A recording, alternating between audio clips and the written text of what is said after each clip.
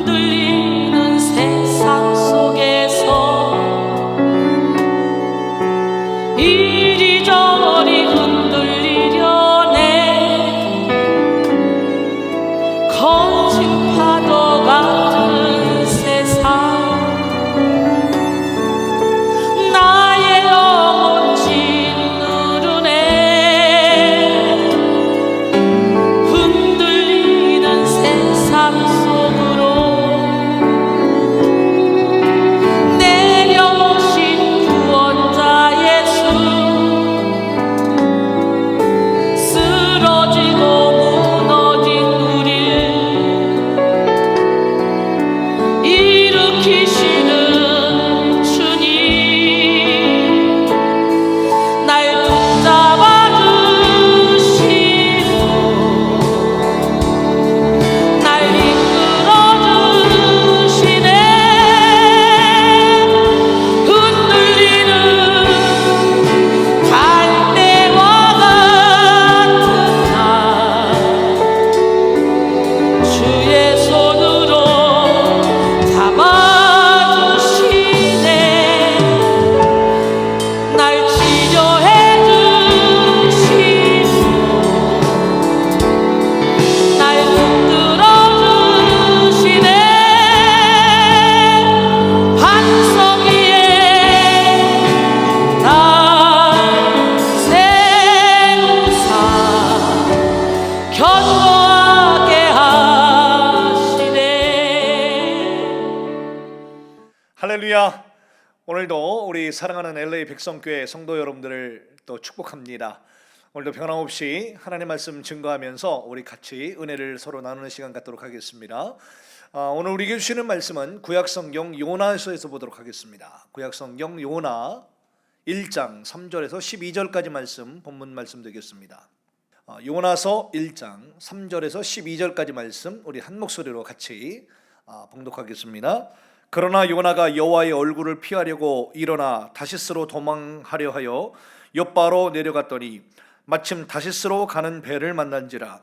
여호와의 얼굴을 피하여 그들과 함께 다시스로 가려고 뱃삭을 주고 배에 올랐더라. 여호와께서 큰 바람을 바다 위에 내리심에 바다 가운데에 큰 폭풍이 일어나 배가 거의 깨지게 된지라. 사공들이 두려워하여 각각 자기의 신을 부르고 또 배를 가볍게 하려고 그 가운데 물건들을 바다에 던지니라. 그러나 요나는 배 밑층에 내려가서 누워 깊이 잠이 든지라. 선장이 그에게 가서 이르되 자는 자여 어찌함이냐. 일어나서 네 하나님께 구하라. 혹시 하나님이 우리를 생각하사 망하지 아니하게 하시리라 하니라. 그들이 서로 이르되 자 우리가 제비를 뽑아 이 재앙이 누구로 말미암아 우리에게 임하였나 알아보자 하고 곧 제비를 뽑으니 제비가 요나에게 뽑힌지라. 무리가 그에게 이르되 청하건대 이 재앙이 누구 때문에 우리에게 임하였는가 말하라. 네 생업이 무엇이며 네가 어디서 왔으며 네 나라가 어디며 어느 민족에 속하였느냐 하니 그가 대답하되 나는 히브리 사람이요 바다와 육지를 드신 하늘의 하나님 여호와를 경외하는 자로다 하고 자기가 여호와의 얼굴을 피함인 줄을 그들에게 말하였으므로 무리가 알고 심히 두려워하여 이르되 네가 어찌하여 이렇게 행하였느냐 하니라. 바다가 점점 흉룡한지라. 무리가 그에게 이르되 우리가 너를 어떻게 하여야 바다가 우리를 위하여 잔잔하겠느냐 하니 그가 대답하되 나를 들어 바다에 던지라. 그리하면 바다가 너희를 위하여 잔잔하리라. 너희가 이 큰 폭풍을 만난 것이 나 때문인 줄을 내가 아노라. 우리 다 함께 아멘 합시다. 하나님의 살아계신 말씀입니다. 자, 오늘은 내 생각 깨기 시리즈 설교 세 번째 시간으로 고집불통 깨기라는 말씀으로 제목으로 하나님 말씀 증거하겠습니다. 여러분, 지난 시간에 우리는 하나님의 기쁨의 소식인 이 복음을 가로막는 내 생각들 중에 첫 번째로 이 부정적인 사고방식을 깨야 된다라고 말씀 증거했습니다. 따라합시다. 부정적인 사고방식을 깨자. 네, 감사합니다. 두 번째로는요, 고정관념을 깨야 된다라고 그랬습니다. 따라합시다. 고정관념을 깨자. 네, 고정관념과 편견을 깨자라는 제목으로 하나님 말씀 나눴습니다. 따라할까요? 네, 육적인 생각은 진리의 장애물입니다. 그렇습니다. 여러분, 우리의 육적인 생각들은요, 진리의 장애물입니다. 진리의 말씀의 장애물이고요, 진리의 영의 장애물이고요, 네, 진리의 은혜의 흐름의 장애물이 될 뿐입니다. 이 시간 말씀을 들으시면서 계속 이어지는 다양한 여러 가지 주제들을 단 묶어서 여러분들 내 육적인 모든 생각들을 다 이 시간 과감하게 미련 갖지 말고 깨어버리는 결단의 이 시간 되기를 간절히 소원합니다. 이사야서 55장 8절에서 9절 말씀이죠. 이는 내 생각이 너희 생각과 다르며 내 길은 너희 길과 다름이니라. 여호와의 말씀이니라. 이는 하늘이 땅보다 높음 같이 내 길은 너희 길보다 높으며 내 생각은 너희 생각보다 높음이니라 라고 주님이 분명하게 말씀하셨습니다. 따라서 오늘도 저와 여러분들이 가지고 있는 모든 육적인 생각들을 과감하게 미련 없이 벗어버리고 하늘에 계신 우리 하나님의 생각이 바로 내 생각과 일치할 수 있도록 여러분 계속해서 영적인 초점을 잘 맞추는 지혜로운 우리 귀한 성도 여러분 되기를 간절히 소원합니다. 이 성령으로 거듭나지 않는 우리의 모든 육적인 생각들은요, 진리를 들어도 지적인 동의로만 고개를 끄덕끄덕거리기만 만들지요, 이 깨닫지를 못하게 만든다는 것입니다.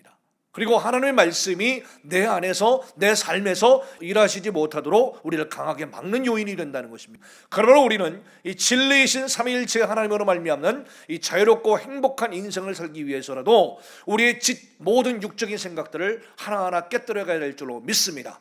오늘 이 시간 예배의 말씀을 통하여서 여러분의 모든 완고한 고집불통들이 박살내고 깨지는 시간 되기를 간절히 소원합니다. 네, 모든 아집과 고집이 깨어짐으로 말미암아 영혼 육으로 다 온전하게 치료받으시기를 바라고요, 진리 안에서 자유케 되시기를 바라고 아멘 해야죠. 성령으로 항상 인도받는 행복한 우리 성도 여러분들 다 되시기를 간절히 축복합니다. 이 시간 여러분들 마음을 활짝 여시고 하나님 앞에 나갈 때에 하나님께 놀라운 은혜를 부어줄 줄로 믿습니다. 이 시간 우리의 모든 것 부서지기 원합니다. 깨지기 원합니다.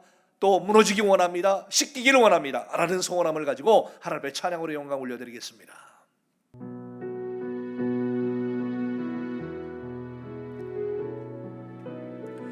부서져야 하리, 부서져야 하리, 무너져야 하리, 무너져야 하리, 깨져야 하리, 더 많이 깨져야 하리, 씻겨야 하리, 깨끗이 씻겨야 하리,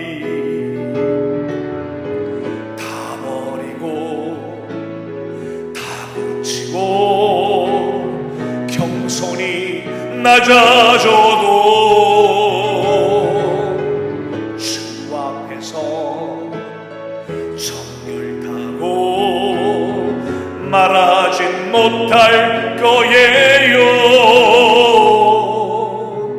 부서져야 하리, 무너져야 하리,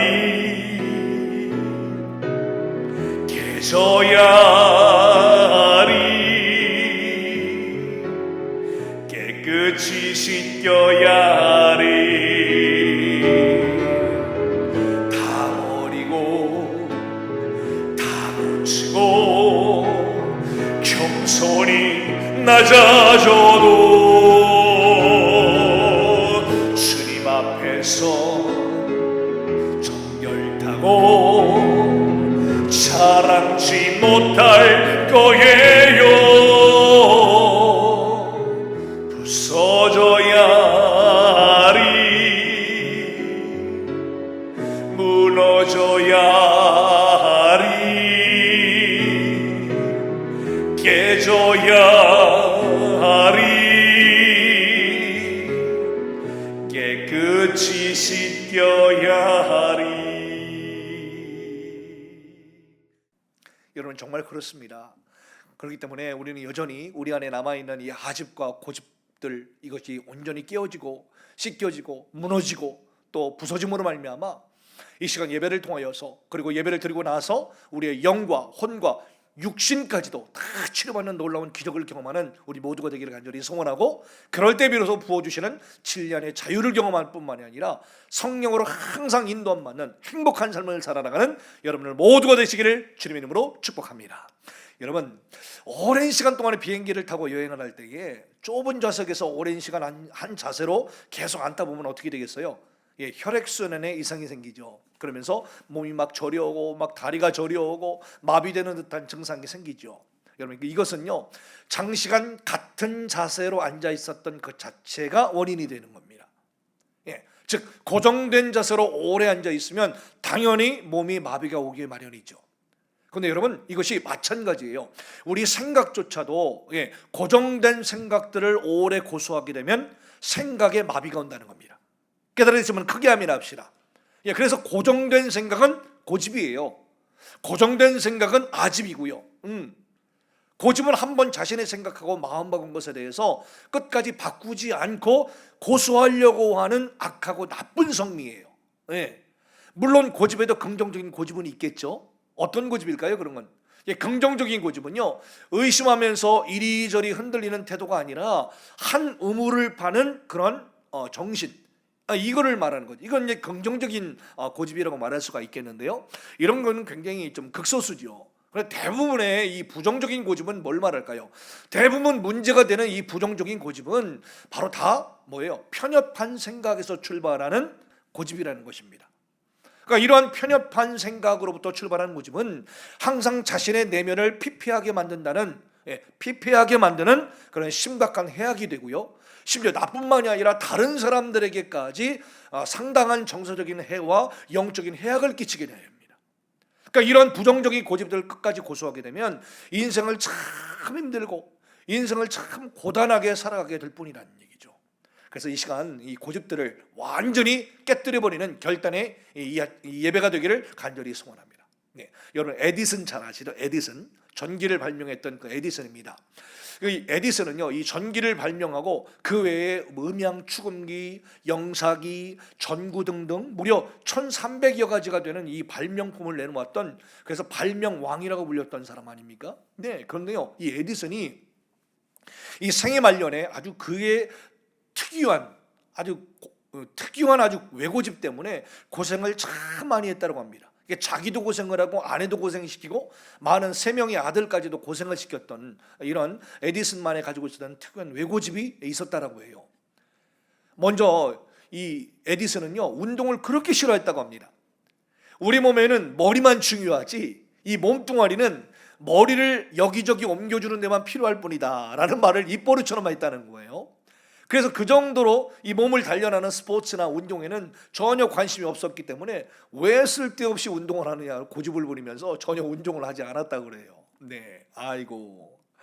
두 번째로 이 자신이 그 음향 축음기를 발명하지 않습니까? 그래서 음향 축음기 회사를 설립하게 되는데, 이 음향 축음기 회사에 과도한 애착을 느낀 나머지 당시에 이제 시작되어지는 여러 가지 음악이나 라디오 방송의 시장성을 무시를 했다는 겁니다. 그래서 오로지 모든 미국인들이 자신의 음향 축음기, 전축으로만 음악 들을 것이라는 고집을 부렸던 나머지 이런 앞으로 다가올 라디오 시대, 그죠? 이런 것 시장들을 무시했다라고 해요. 그러다가 이 세 아들과 계속 싸우다가 이 세 아들들이 아버지하고 싸우다 못해가지고 아버지 몰래 이 사업에 이제 투자를 하기 시작했다는 겁니다. 그러다가 결국에 그런 갈등을 겪다가 마지못해서 에디슨이 당시 돈으로 한 200만 달러의 투자를 하게 되는데, 뒤늦게 출발했던 나머지 결국에는 그 200만 달러를 결국에 손해를 봤다라고 해요. 근데 지금은 200만 원 달면 2 밀리언 하면 그게 큰 돈 같지도 않아 보이는데, 당시 1900년대 초에 1달러의 가치가 지금의 500불의 가치가 있답니다. 그러니까 지금 돈으로 환산해 보면 약 10억 불이요. 1빌리언이에요. 10억 불의 돈을 이 고집불통 하나 때문에 한 번에 날린 셈이 됐다고 이렇게 전해져 내려오고 있습니다. 이야, 어마어마하지 않습니까? 그리고 에디슨의 나이 한 80세가 되자 에디슨은 이번에는요, 이 고무 제조에 호기심을 발휘하기 시작했다는데, 이 미국 내에 자생하는 모든 식물들에서 고무 성분을 추출하는 이런 사업에 이제 투자를 하기 시작합니다. 나중에 에디슨이 작고한 다음에 그의 부인께서 남편을 회고하는 회고록을 남겼다는데, 그녀는 그 책에서 이런 글을 남깁니다. 남편 토마스는 미국이 5년 내에 고무 생산국이 된다라고 막 자랑을 하면서 80이 넘은 나이에도 늘 고무 생각만 하고 고무 이야기만 하고 고무 꿈을 자주 꾸었다라고 회고할 정도였다고 합니다. 그러나 결국 그가 만든 고무는요, 실제 고무나무에서 나오는 천연 고무에 비해서는 제조 과정도 복잡하고 고무의 질도 형편이 없었다고 해요. 그러니까 인생 말년에 무엇 하나 제대로 풀리는 일이 하나 없이 노년을 이렇게 보내던 에디슨이 결국에 1931년 10월 18일 향년 84세로 눈을 감았습니다. 그러니까 그 나머지 인생 후반기를 굉장히 외고집으로, 고집불통으로 굉장히 불행하게 보냈던 그 에디슨의 생애 아마 처음 들으셨죠, 여러분들. 네. 그러니까 우리는 이러한 외고집과 고집불통이 한 사람의 인생 말년과 한 사람의 인생을 이렇게 참 불행하게 보내게 만드는 하나의 원인이라는 것을 깨달으셔서 여전히 오늘도 말씀을 들으시면서 내 안에 남아있는 이 고집불통들을 과감하게 하나씩 깨뜨려 나가는 지혜로운 성도 여러분들이 되시기를 간절히 소원합니다. 여러분, 사실 우리 주변에도 고집 센 사람들이 참 많이 있어요. 사람들은 보통 최씨성을 가진 분들이 고집이 세다고 하잖아요. 그래서 최씨가 한번 앉았다 일어나면 3년 동안 거기에 풀이 안 자란다라고 하는 그런 얘기가 있을 정도로 이 최씨는 고집이 세다고 합니다. 근데 최씨 중에 고집 안 센 분들도 많아요, 여러분들. 그런 얘기가 있다는 거죠. 근데요, 어떤 사람들은 또 안씨가 고집이 최고다라는 사람들도 많습니다. 그러니까 최씨가 고집 센 사람이 된 것도 이 안씨성을 가진 사람들이 우리 안씨보다 최씨가 제일 고집이 세다라고 우겨서 생겨난 말이라고 하는 그런 우스갯소리도 있을 정도입니다. 또 사람들은 연달아 권씨, 강씨, 옹씨 뭐 이런 사람들이 고집이 세다라고 얘기를 하는데요. 그래서 아내들은 저마다 자기 남편 성이 제일 고집 센 성이라고 하고, 우리 집 같은 경우에는 우리 와이프가 또 김씨들이 고집이 세다 이렇게도 말하겠죠. 또 뭐예요? 남편들은 또 저마다 자기 아내 성이 제일 고집 센 성이라고 또 말한다고 해요. 여러분, 다 편차는 있고 상황이 다 다르겠지만 결론은 뭘까요? 고집 안 센 사람은 없다 이겁니다. 다 고집이 세다는 거예요. 여러분, 고집에는 또 여러 종류가 있다라고 해요. 어떤 종류가 있느냐? 쓸데없이 계속 고집을 부리면 똥고집, 찔기게 센 고집을 쇠고집, 아주 심한 고집을 옹고집, 세상에 융통성이 없는 외골수 고집을 외고집, 지독하게 센 고집을 황소고집, 뭐 이렇게 등등등으로 불러요. 여러분, 어떤 고집을 가지고 계십니까? 또 이러한 고집에도 단수 레벨이 있답니다. 여러분, 어느 단수, 어느 레벨에 들어가 있는지 한번 살펴보세요. 고집을 피우다가 겁주면 바로 고집을 포기하는 고집 1단짜리가 있답니다. 우리는 1단 정도에 머물러야죠, 그죠? 근데 고집을 피우다가 빠져나갈 명분이 생기면 그때 포기하는 고집 2단짜리가 있다는 겁니다. 그리고 권위의식 때문에 일부러 고집을 막 부리다가 다른 어떤 권위나 지위가 주어지면 그때서야 고집을 포기하고 갈아타는 고집 3단짜리가 있다는 겁니다. 그리고요, 틀렸는데도 옳다고 우기다가 나중에 증거가 딱 드러나면 그때서야 포기하는 고집 4단짜리. 이것도 문제죠. 근데 여러분들, 여기 고집 4단까지는 단수 세벨이 좀 낮은 편입니다. 그런데요, 이 4단부터는 5단부터는 이제 완전히 차원이 달라요. 틀렸는데도 증거가 드러났는데도 끝까지 옳다고 주장하는 고집 5단짜리. 이야, 심각하죠? 잘못된 줄을 알면서도 차라리 죽을 거 나만 못 죽는다고 함께 죽자고 죽을 때까지 포기하지 않는 고집 6단이 있다는 겁니다. 세상에. 그런데요, 고집 10단이 있습니다. 뭐냐? 잘못된 것도 모르고 다른 사람들을 다 죽이고 나 혼자만 살겠다라고 하는 고집 10단짜리. 야, 여러분들은 어떠십니까? 이 고집 10단은 한마디로 입신의 경지에 도전한 고수 중에 고집불통의 고수입니다. 여러분, 그런 고집 10단은 여러분들 되지 마시기를 소원합니다. 성경 인물 중에서도요, 입신 경지에 들어간 고집 10단이 여러 명이 있어요. 성경 인물들 중에서 누굴까? 바로 오늘 본문의 주인공이 요나가 바로 고집 10단짜리입니다. 또 애굽의 바로왕 아시죠? 만만찮은 고집 10단짜리입니다. 네.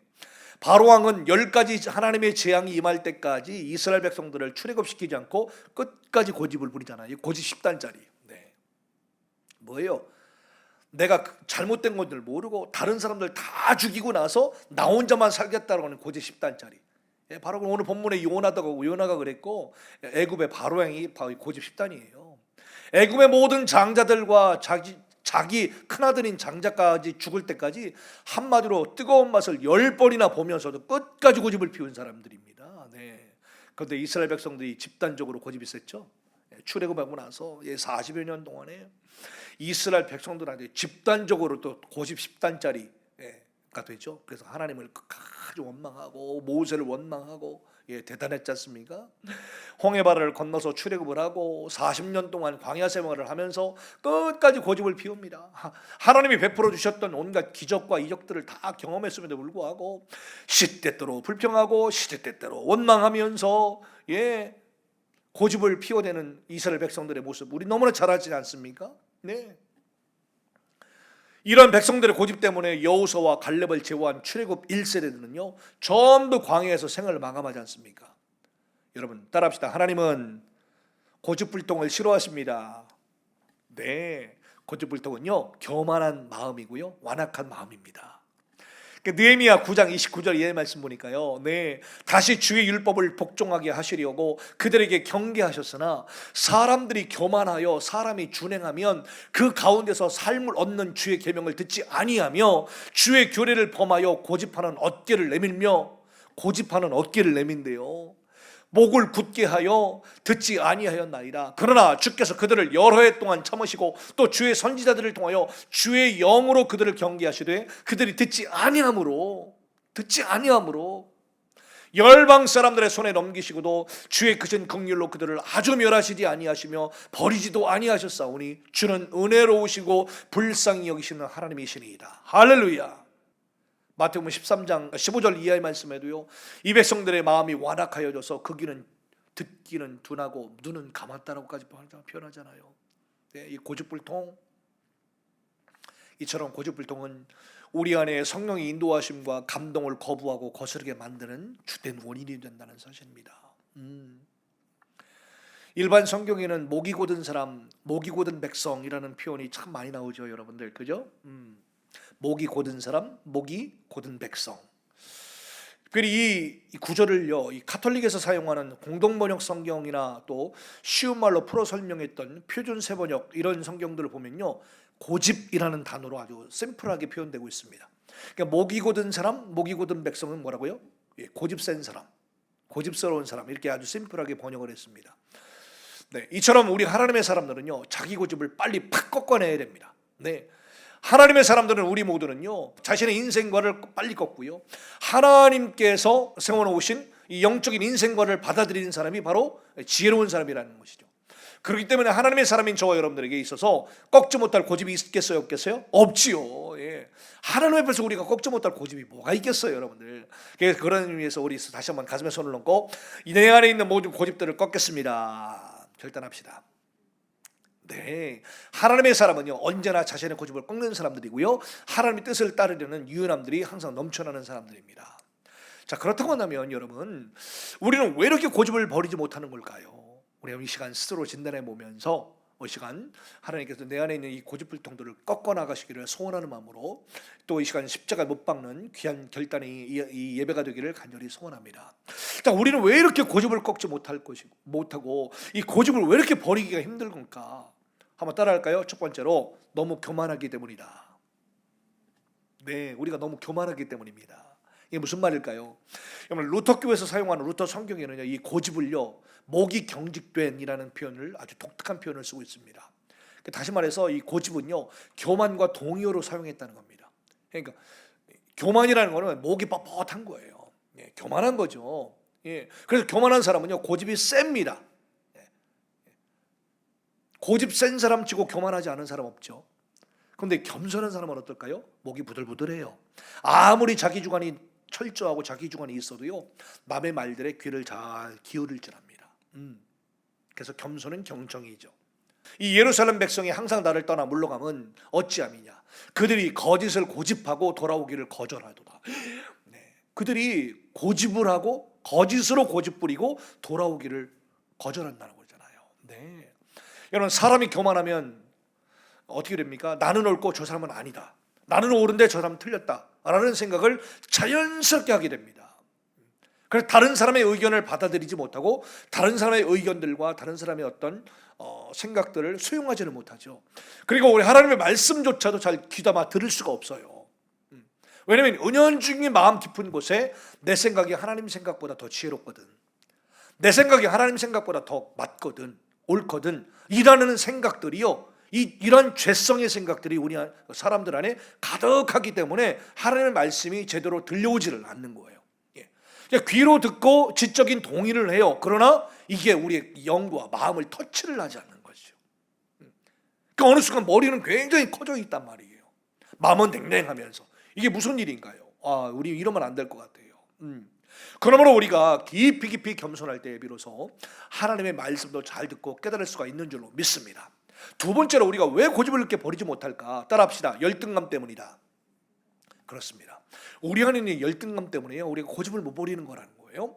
겉으로는 전혀 내세울 게 없는데도 불구하고 이상하게 자꾸 고집을 피우는 사람들이 있어요. 그 이유는 간단해요. 따라합시다. 내면의 열등감이 많기 때문이다. 그 열등감은 바로 우리 내면의 열등감이 많기 때문인 거예요. 열등감이 없는 사람은 고집을 피울 생각을 아예 하지를 않아요. 그리고 다른 사람을 존중해 줄 줄 알죠. 자존감이 높은 거 아니겠어요? 다른 사람을 존중해 줄 줄 알아요. 그래서 열등감이 많게 되면 다른 사람의 의견을 듣는 것으로도 내 자신이 무시받았다고 생각하는 거예요. 다른 사람은 전혀 그걸 느끼지 않는데 나는 다른 사람의 의견을 듣는 것 자체를 굉장히 힘들어하고요, 그런 조언을 듣는 것 자체를 굉장히 기분 나빠하면서, 왜 그래요? 열등감이 많아서 그런 거예요.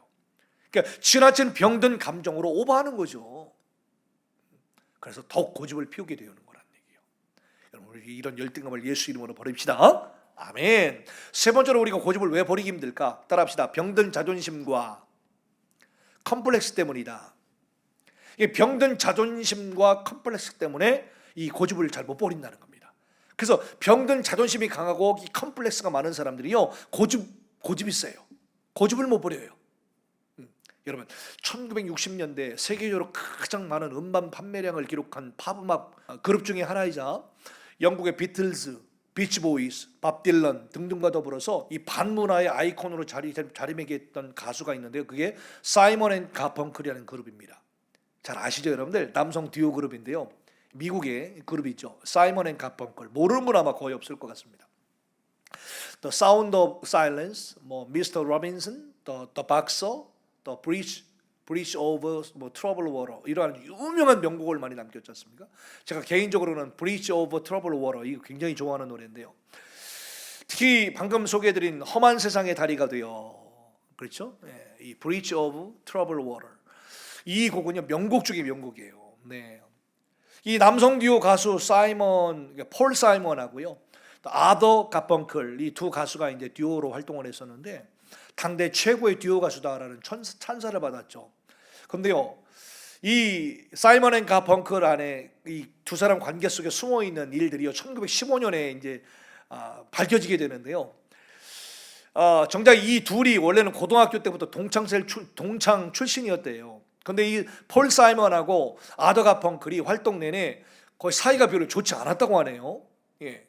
성격 차이가 워낙 커가지고 한창 좋지 않았을 때는요, 서로 듀오 가수였음에도 불구하고 서로 다른 녹음실에서 녹음을 할 정도로 그렇게 사이가 많이 안 좋았다고 합니다. 결국 이 둘은요, 정식 데뷔한 지 6년 만에 1970년에 당대 최고 히트곡인 험한 세상의 다리가 되어 라는 이 곡을 발표한 뒤에 TM이 해체가 됩니다. 이게 오래 활동한 가수들이 아니었어요. 그 이유에 대해서 이제 친구 아더 가펑클이 나중 세월이 한참 지난 다음에 2015년에 한 뮤직 매체와의 인터뷰에서 그 해체됐던 이유를 드디어 이제 밝히게 됩니다. 그게 뭐냐? 친구 폴 사이먼이 나폴레옹 컴플렉스에 항상 시달렸기 때문에 결국에 이것이 우리 둘 사이를 갈라놨고 우리가 팀이 해체될 수밖에 없다라는 이 인터뷰가 굉장히 그때 당시에 화제가 됐었습니다. 이 폴 사이먼이 나폴레옹 컴플렉스를 가졌다는 겁니다. 여러분, 이 나폴레옹 컴플렉스가 뭐냐면은 나폴레옹 대왕 아시죠? 네. 키가 아주 작은 사람들이 가지는 일종의 강력한 자존심에 대한 보상심리라는 겁니다.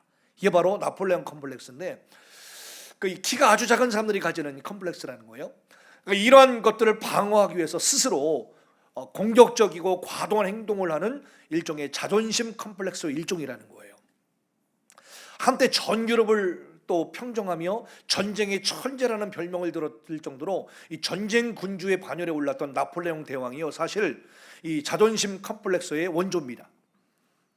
이게 뭐냐? 나중에 나폴레옹 대왕이 죽은 다음에 그거를 이제 부검했던 기록이 나왔는데, 당시 나폴레옹 대왕의 키가 157.5였답니다.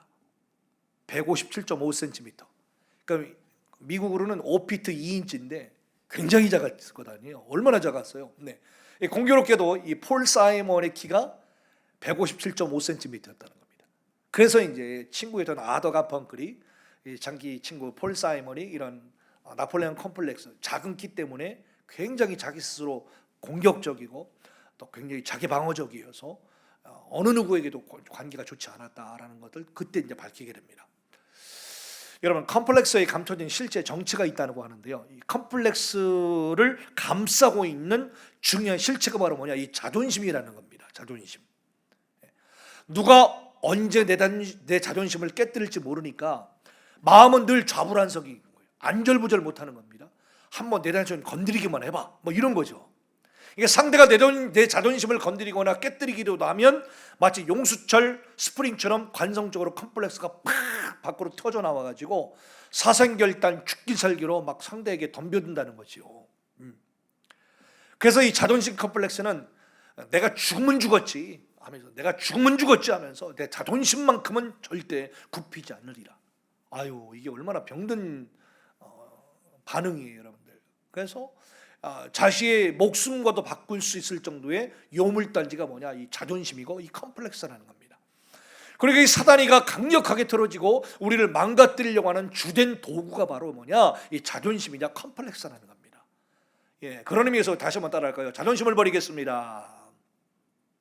네, 여러분, 이처럼요, 이 자존심이라고 하는 것은요, 남에게 절대 결코 굽히지 않고 스스로의 가치나 품위를 지켜내려고 하는 강한 자기애의 마음입니다. 건강한 자기애는 당연히 필요하겠지만 이게 병든 자기애, 그렇죠? 네.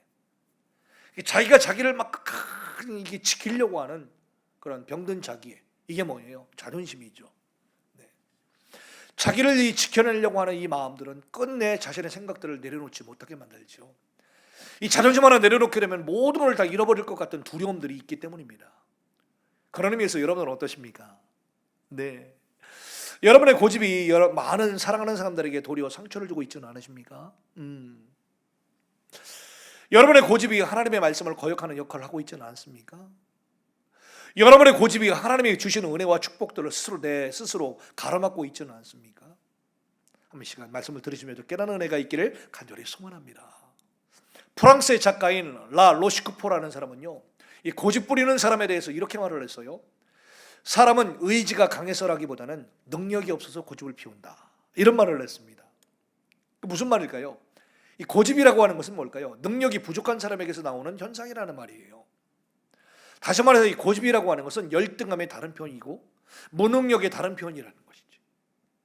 그러니까 진짜 능력이 있는 사람은, 진짜 실력이 있는 사람은 고집을 피우지 않아도 남의 말을 잘 들어요. 그리고 남의 말을 잘 경청할 줄 알거든요. 왜? 실력이 있고 능력이 있으니까요.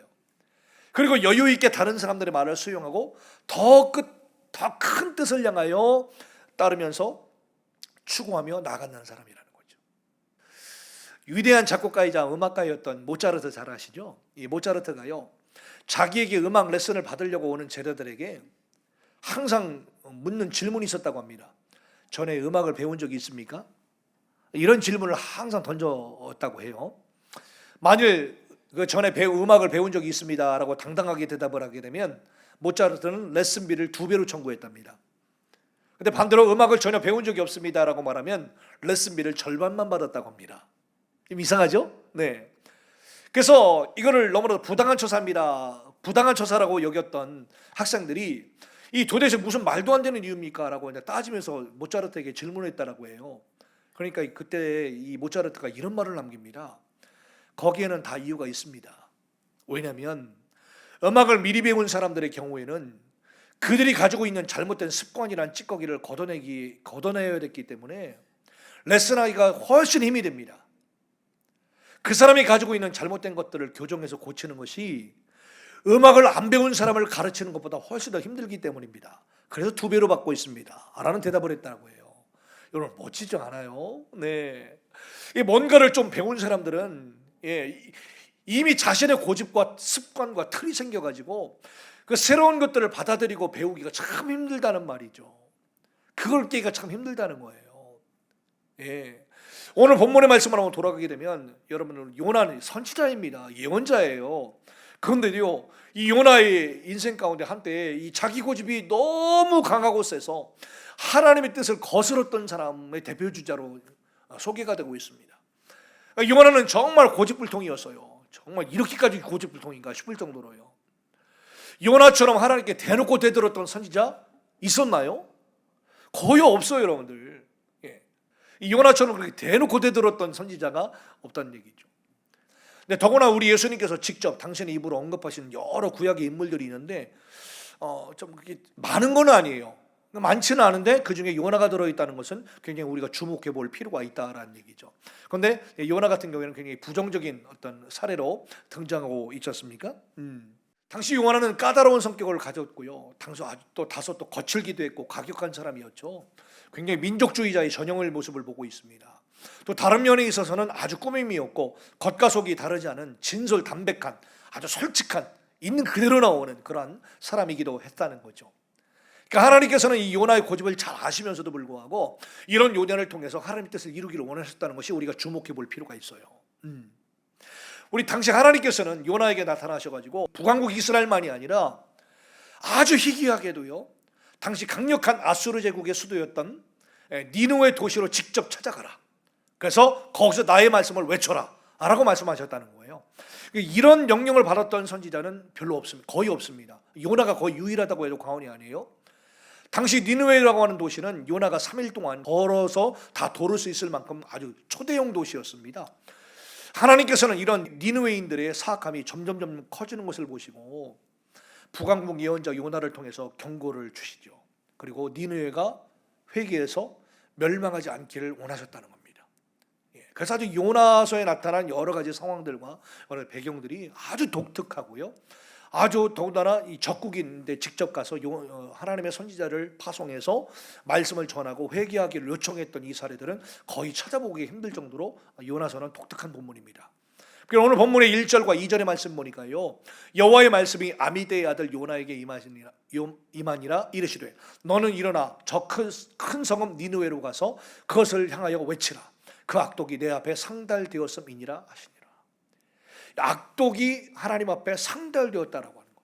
어제 많이 본 표현 같지 않아요? 소돔과 고모라의 어떤 그런 악이 관영했고, 그리고 노아의 홍수 때 세상에 악이 관영했을 때 하나님이 노아의 시대에 홍수로 세상을 심판했던 그런 어떤 당시가 자연스럽게 연상이 되지 않습니까? 그런데도 불구하고 하나님이 어떻게 해요? 니느웨를 포기하지 않으시고 회개하기를 이르기를 원하셨다는 그 하나님의 마음을 우리가 읽어내야 되는 거죠. 그러니까 우리가 아는 바대로 요나 선지자는요, 여호와의 얼굴을 피하려고 어디로 도망가요? 다시스라고 하는 도시로 도망갑니다.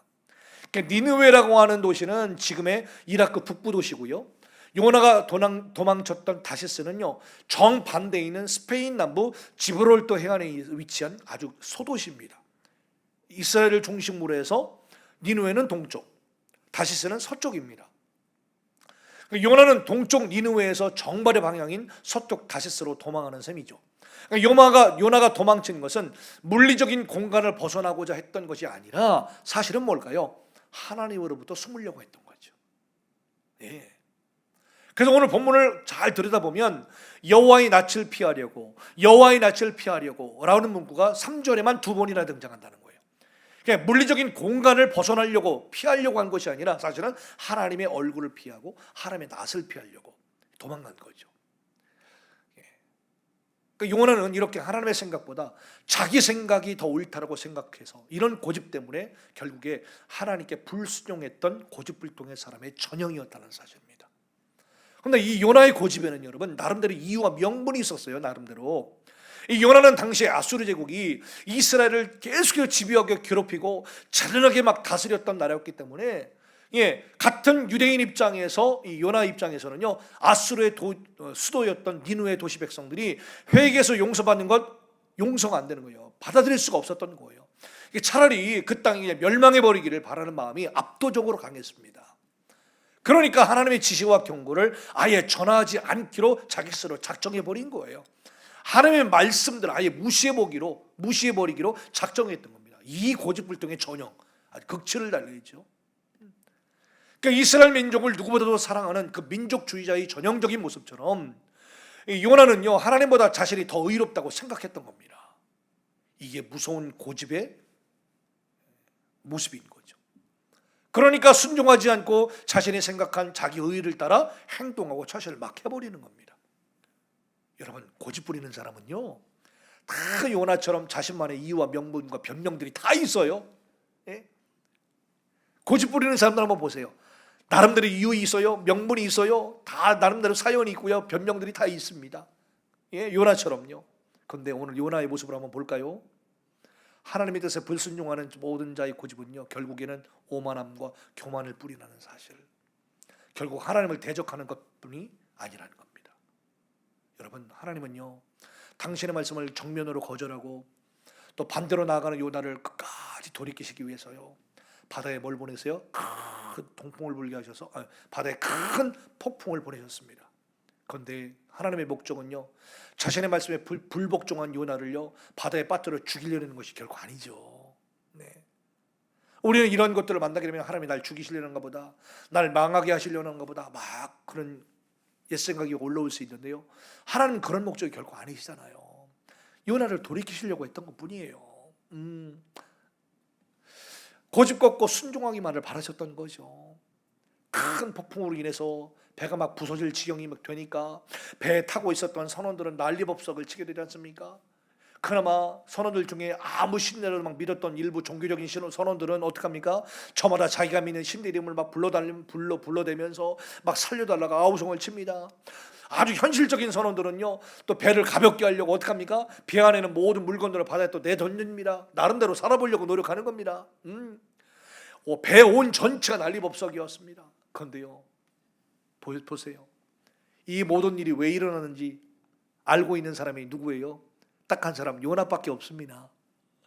요나는 여전히 고집스러운 얼굴을 하고는요 배 밑창에 아예 내려가서 남몰라라 하고 눈을 딱 감고 잠을 청합니다. 세상에 에라 모르겠다. 하나님 나는 죽어도 니누에는 못 갑니다. 죽이시든지 살리시든지 알아서 하세요. 우리 민족이 원수들인데 내가 어떻게 그들 잘 되라고 내가 회개하라고 외칠 수가 있겠습니까? 그들 잘 되는 거 절대 못 봅니다. 나는 그냥 다 멸망하게 내버려 두세요. 이게 뭐예요? 쇠고집에 온고집에 그냥 왕고집에 불통이죠. 불통. 이렇게 요나가 고집 부리고 있는데 선장이 배 이곳을 저곳을 막 다니면서 사람들 막 살펴볼 것 아니에요. 무거운 짐 있으면 바다에 내던지라고 막 요청하면서 그러다가 결국에는 배 밑창까지 선장이 내려옵니다. 그리고 요나를 발견합니다. 그래서 오늘 본문의 6절을 보니까 뭐라고 나와요? 선장이 그에게 가서 이르되 자는 자여 어찌함이냐. 이런 상황에서 어떻게 잠을 자냐는 얘기죠. 일어나서 네 하나님께 구하라. 혹시 하나님이 우리를 생각하사 망하지 아니하게 하시리라 아니라 하잖아요. 선장도 기가 막혔던 거예요. 잠발 자고 있는 요나는 이렇게 하나님도 모르는 이방인 선장에게까지 책망을 들어요. 여러분 우리 성도들이 계속 고집을 부리면서 하나님의 뜻을 계속 거역을 하잖아요. 그러면요 우리 하나님께서는요 여러 경로를 통해서 계속 말씀하신다는 겁니다. 폭풍을 통해서 우리를 일깨워 주시기도 하고요. 전혀 다른 사람들의 입을 통해서도 어떻게 해요? 기도하라고, 주님의 말씀에 순종하라고 우리에게 깨닫게 하신다는 거예요. 왜냐하면 계속해서 하나님의 말씀과 임재를 버리고 도망가면 죽는 것을 알기 때문에. 그러니까 하나님께서 다양한 루트를 통해서, 다양한 방법을 통해서, 전혀 상상하지도 못했던 방법들을 통해서 계속해서 우리 하나님께서 경고하시고 사인을 보내시고 말씀을 하신다는 겁니다. 이 시간 영적인 귀가 활짝 열리고 영적인 눈이 열려서 그렇게 사인 보내시고 경고 보내시는 주님의 음성들을 듣는 우리 모두가 되기를 간절히 소원합니다. 할렐루야. 네, 하나님께서는 심지어 미천한 짐승인 당나귀 입을 통해서도 대신 말씀하게 하시는 분이시잖아요.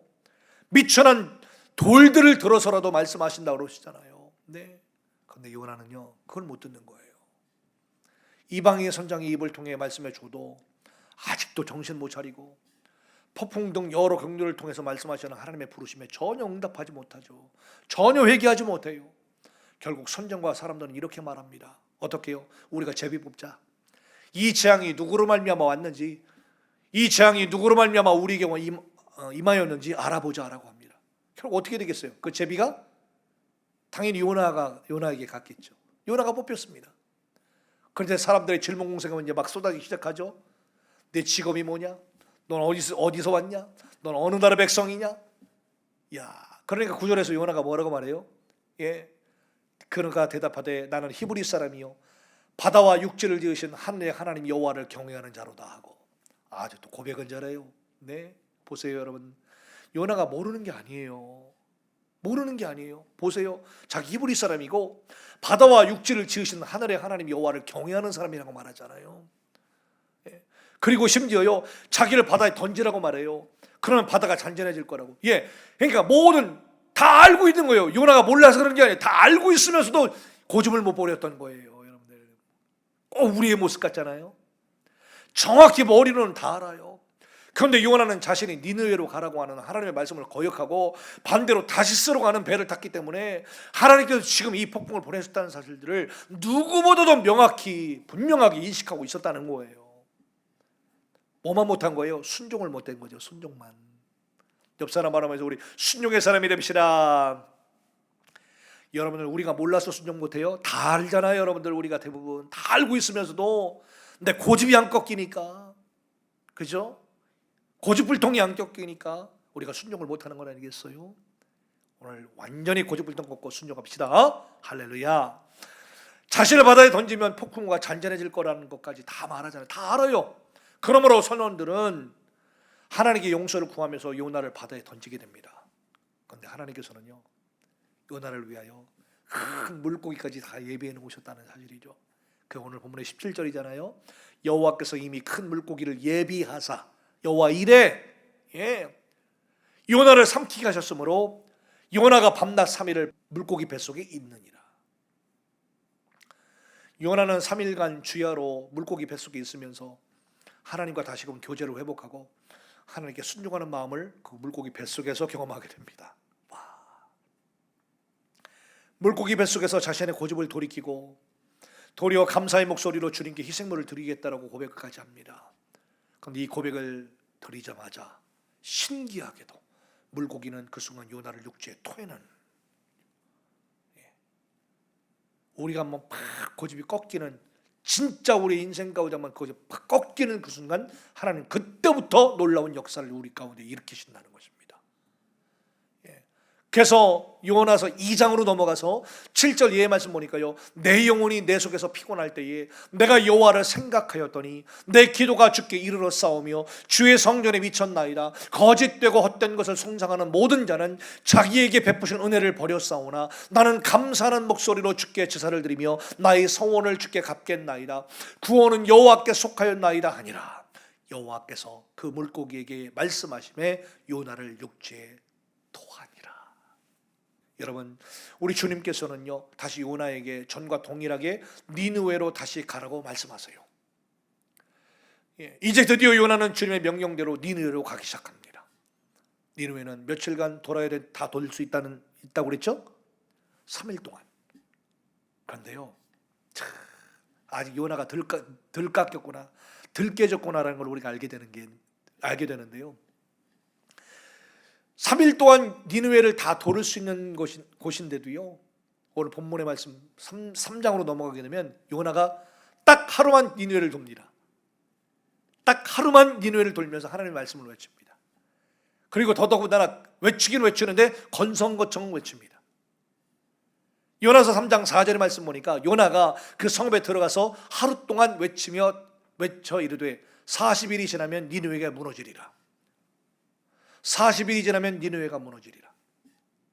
그러니까 하나님께서 요나를 통하여 외치게 하게끔 주셨던 말씀들은 더 많았거든요. 근데 요나는요, 40이 지나면 니느웨가 무너지리라, 이 얘기만 하고 다녔다는 얘기예요. 하루 동안만.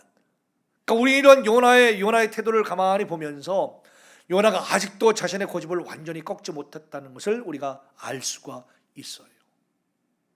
물고기 뱃속에서 그렇게 엄청난 또한 신앙 고백을 했잖아요. 그런데도 불구하고요, 요나 안에 들어차 있었던 이 고집은요, 야, 이게 진짜 원래 뿌리가 깊은 굵은 고집이었기 때문에 이게 쉽게 완전히 꺾지 못했음을 우리가 알 수가 있는 거예요. 그럴 정도로 여러분, 고집이 끈질긴 것입니다. 이 고집은요, 우리가 회개하고 돌이켰어도요, 단번에 완전히 사라지기가 참 힘들어요. 근데 놀랍게도요, 하나님은 그러한 상황 속에서도 오히려 선으로 이걸 바꿔주셔서 하나님 역사를 이루어 가시는데요, 놀랍게도 요나가 고작 하루만 딱 선포하고 나왔던 이 하나님의 말씀은요, 놀랍게도 이 니느웨 백성들의 입으로 막 전해지게 되면서 결국에 니느웨의 왕, 즉 아수르 제국의 황제에게까지 이 메시지가 전달되게 됩니다. 당시 아수르의 황제는 아술단 3세라고 이름을 불렀는데요, 아술단 3세인데 이 짐승으로부터 사람에 이르기까지 온 도시의 백성들이 굵은 베옷을 입고 자신들의 죄를 회개하면서 금식을 하게끔 놀라운 개혁을 단행합니다. 놀랍죠? 그리고 하나님께서는 그들의 회개를 들으셨다고 했어요. 이 일은 여러분, 성경 어느 곳에서도 찾아보기 힘든 이스라엘 내부가 아니라 적국에서 일어났던 대규모의 회개 운동이었다는 사실입니다. 이렇게 하나님은 이렇게 어떻게 해서든 열방의 회개와 구원을 통하여 당신의 백성을 삼으시려고 하는 창조와 구원의 뜻을 이루시는 분이십니다. 믿음은 크게 아멘합시다. 그러므로 이러한 하나님의 뜻에 계속 대항해서 고집 부리는 사람이 있으면 결국 그 사람만 손해예요. 나만 손해예요. 그런데 여전히 고집불통 요나는요, 니느웨 백성들이 회개하고 돌이키는 것들을 보고서 또 이게 화가 난 거예요. 또 그게 요나서 4장으로 넘어가잖아요. 1절부터 3절까지 요나가 매우 싫어하며 성내며 여호와께 기도하며 이르되 여호와여, 내가 고국에 있을 때에 이러하겠다고 말씀하지 아니하였나이까? 그러므로 내가 빨리 다시스로 도망하였사오니, 이제 옛날 생각 또 하는 거예요. 그죠? 주께서는 은혜로우시며 자비로우시며 노하기를 더디하시며 인애가 크시사 뜻을 돌이켜 재앙을 내리지 아니하시는 하나님인 줄을 내가 알았음이니이다. 여호와여, 원하건대 이제 내 생명을 거두어 가소서. 사는 것보다 죽는 것이 내게 나음이다 하니, 이게 뭐예요? 무슨 꼴통짓도 아니고 완전히 고집불통이잖아요. 요나가 완전 정신 나간 겁니다. 요나의 고집 정말 대단하잖아요. 급기야는 어떻습니까? 요나는 하나님께 자신이 죽는 게 낫겠다라고 막 땡깡 부리는 거하고 똑같잖아요. 그러니까 오늘 본문의 말씀을 들여다보면 요나가 이 더 가관인 게 뭐예요? 요나가 혹시나 니느웨가 멸망할지도 모르니까 멸망하는 장면을 자기 눈으로 만끽하기 위해서요, 어디로 가요? 요즘 말로 말하면 사진이나 영상으로 생생하게 촬영하고 남겨두기 위해서요, 도시의 동쪽편에 앉아서 도시를 바라보고 있었다는 거예요. 기가 막힙니다, 여러분. 하나님께서는 이런 참 고집불통 요나의 고집들을 완전히 박살내고 깨뜨리시기 위해서 뭘 또 준비하시죠? 박농굴 그늘을 준비하시잖아요. 그게 요나서 4장 6절 이하의 말씀이에요. 하나님이 여호와께서 박농굴을 예비하사 요나를 가리게 하셨으니 이는 그의 머리를 위하여 그늘이 지게 하여 그의 괴로움을 면하게 하려 하심이었더라. 요나가 박농굴로 말미암아 크게 기뻐하였더니 좀 좋아진 거예요. 하나님이 벌레를 예비하사 이튿날 새벽에 그 박농굴을 갉아먹게 하심에 시드니라. 요나는요, 이 박농굴로 인해서 만들어진 그늘 때문에 매우 크게 기뻐하다가 박농굴이 싹 사라지니까 어떻게 됩니까? 뜨겁고 건조한 사막 동풍바람을 이기지 못하고 정신이 막 혼미해지니까 차라리 죽여달라고 또 불평하기 시작합니다. 한다 이 박농굴 하나 때문에 천국과 지옥을 왔다 갔다, 그 몇 분 사이에 한두 시간 사이에 하고 있는 요나의 심리 상태를 우리가 봐야 되는 거예요. 근데요, 참 하나님은요, 이런 요나에게 또 말씀하세요.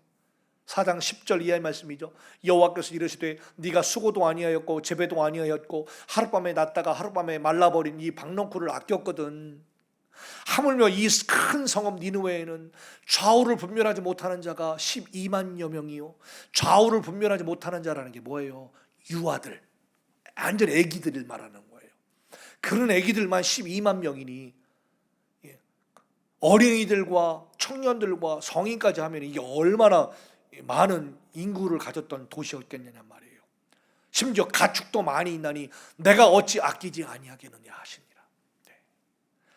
이 하나님의 말씀으로 요나서가 딱 끝나버려요. 참 놀라요. 그래서 요나서는요 미완성의 작품이다라고 말하는 경우가 참 많습니다. 근데 미완성의 작품이 아니죠. 요나가 크게 깨닫고 회개하고 주님의 명령에 따라서 아름다운 해피엔딩으로 딱 끝났으면 얼마나 좋았을까요? 그런데 이렇게 끝나지 않아요. 마치 미완성인 듯한 분위기예요. 그러니까 하나님의 말씀으로 그냥 끝나버립니다. 자, 우리가 한번 생각해 볼까요? 하나님이 이 마지막 말씀을 들었던 요나가 자기의 고집을 완전히 무너뜨렸을까요? 우리는 모릅니다. 나중에 천국 가서 물어보세요, 여러분들. 근데 분명한 사실 하나는 뭐냐? 요나뿐만이 아니라 인간의 고집불통만큼은 깨어지기가 쉽다 어렵다? 어렵다는 겁니다. 하나님께서는 지금까지 요나의 고집을 꺾기 위하여 수많은 것들을 막 동원하셨잖아요. 뭘 동원하셨어요? 큰 물고기 동원하셨죠? 박넝쿨 준비하셨죠? 벌레 동원하셨죠? 뜨거운 동풍 준비하셨죠? 예, 많은 여러 가지 재료를 사용하셔서 요나의 고집을 꺾으려고 하나님이 얼마나 노력하셨는지 몰라요. 사랑하는 여러분, 하나님 앞에서는 자신의 고집을 빨리 꺾는 사람이 진짜 복 있는 사람입니다. 믿음은 크게 아멘합시다. 우리의 고집을 빨리 꺾는 사람이 제일 큰 복이 있는 사람이고요, 축복받는 사람이에요. 예레미야 4장 4절의 말씀, 유다인과 예루살렘의 주민들아 너희는 스스로 할 일을 행하며 너희 마음 가죽을 베고 나 여호와께 속하라 라고 하잖아요. 할렐루야.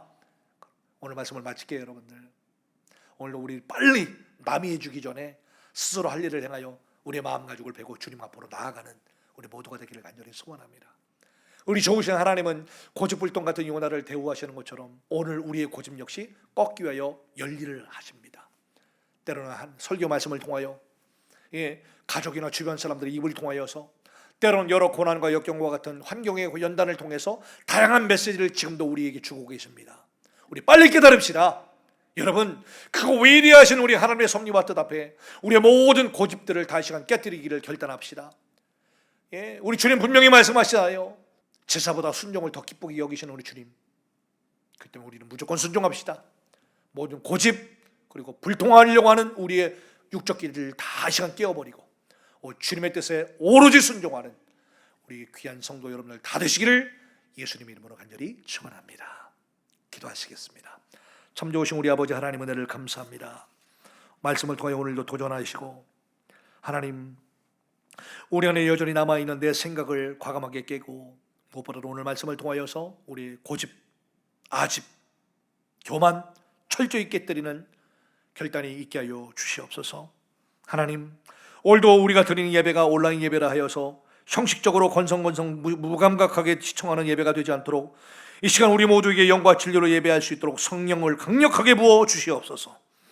코로나 때문에 수많은 이들과 가정마다, 사회마다, 나라마다 고통당하고 있는 자들을 이 시간 다시 한번 찾아가 위로 격려하여 주시고, 이 코로나가 속히 종식될 수 있도록 회복되어 정상적인 삶과 예배를 이어갈 수 있도록 도와 역사하여 주시고, 다시 한번 오늘도 이 예배를 통하여 우리가 뜨겁게 기도할 때에 다시 한번 우리에게 들려주시는 음성과 메시지를 분명하게 들을 수 있도록 영적인 귀한 눈과 모든 오감들을 활짝 열어 주시옵소서. 치료해 주 하나님, 이 시간 우리의 영혼 중의 모든 질병과 약해진 모든 부위들과 이 시간 우리의 모든 고집 불통하고 있는 모든 요소들을 이 시간 과감하게 깨뜨려 주셔서 포기하지 않으시며 우리를 통하여 열일하고 계시는 하나님께 순종하는 우리 귀한 성도들 다 될 수 있도록 주님 축복해 주시옵소서. 우리 모두를 축복하실 주님을 또한 기대하며 예수 그리스도의 이름으로 간절히 축복하고 기도하옵나이다. 아멘. 흔들리는 세상 속에서 이리저리 흔들리려네. 거친 파도 같은 세상, 나의 영혼 짓누르네. 흔들리는 세상 속으로